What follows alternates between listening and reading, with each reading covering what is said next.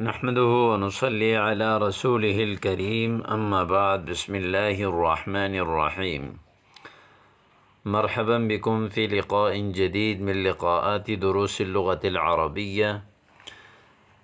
موضوعنا اليوم الأصوات. كما أنكم تعرفون لكل شيء صوت، ونحن نقوله في اللغة الأردية وأيضا وفي لغتنا صوت، مثلا صوت الإنسان وصوت الحيوان، هكذا نقول صوت. ولكن هناك في اللغة العربية لكل صوت من أصوات الحيوانات اسم مختلف. ماذا يقال له الآن؟ سوف نتعلم حول هذا الموضوع. نبدأ على بركة الله تعالى. رشيد، دعنا نذهب إلى الحديقة لنتمتع برؤية الأزهار. دعنا نترك نذهب إلى الحديقة لنتمتع برؤية الأزهار، پھولوں کو دیکھ کر مزے کریں. لنتمتع برؤية الأزهار. ما أنبهك هذا الخبر، هذا خبر جيد، کیا ہی اچھی بات ہے. فليس من أمر أمتع من هذا في هذه اللحظة. في هذا الوقت ليس شيء، ليس من أمر أمتع وأفيد من هذا. احذر الطريقة، احذر الطريقة فهناك كلب شرس. بیدار ہو جاؤ. فهناك كلب شرس، شریر کتا ہے. وسمعت نباحه قبل قليل. صوت الكلب يقال له نباح، نباح الكلب قبل قليل.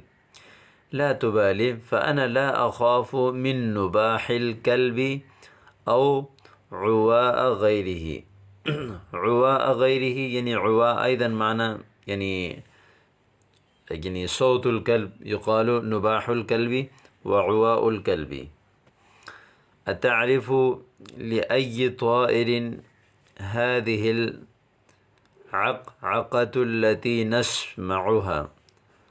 عقعقة صوت الطائرة، أظنها عقعقة العندليب. هذا عقعقة العندليب.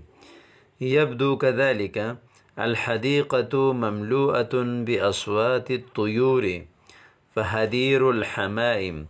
هدير الحمائم، هذا حمائم، حمامة، كبوتر، صوته هدير. من جهة من طرف. وتغريد البلابل، تغريد، وهذا غرد يغرد، تغريد چہچہانا. بلابل بلبل. من جهة من طرف أخرى. يبدو كذلك الحديقة مملوءة بأصوات الطيور، فهدير الحمائم من جهة وتغريد البلابل من جهة أخرى. هذا في هذه الحديقة.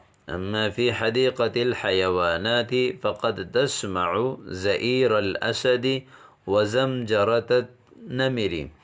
هذا في هذه الحديقة، هذه أصوات الطيور، هذه العقعقة، هذه التغريدات في هذه الحديقة. وأما في حديقة الحيوانات فقد تسمع زئير الأسد.